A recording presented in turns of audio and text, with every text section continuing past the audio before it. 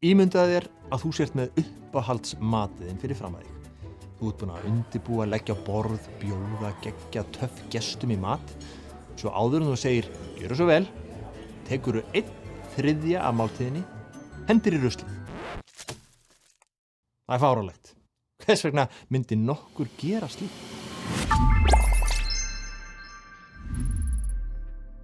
Sturlu staðreynd, en 1/3 þess matar sem framleiddur fer beint í ruslið. 1/3, 33%. Við erum að eyðileggja náttúruauðlindir, við erum að stuðla að eymd fólks í öðrum löndum, það er verið að stunda þrælahald fyrir mat sem við hendum svo. Það er verið að eyðileggja regnskóga fyrir mat sem við hendum. Fólk þarf að átta sig á því hverju það er að henda. Til að átta okkur betur á þessum 1/3 sem framleiddur af mat til manneldis, sem eyðileggst eða sóað, þá það 1,3 milljarður tonna. Norðurlandabúar sóa 3,5 milljónum tonna mat árlega.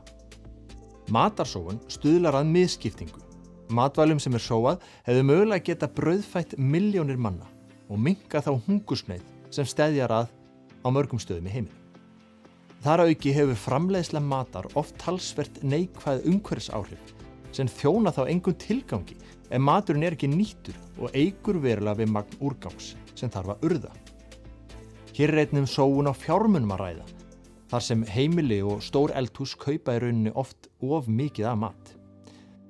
Því fæst töluverður samfélagslegur og umhverfislegur og fjárhagslegur ávinningur af því að minnka matarsóun.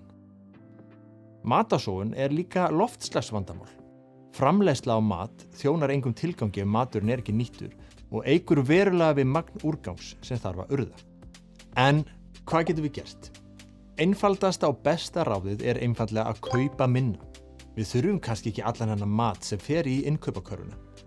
Einnig örugglega hægt að nýta matinn betur.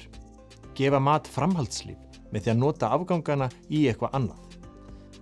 Til dæmis hægt að gera lummur úr gömlum graut eða jafnvel brauð.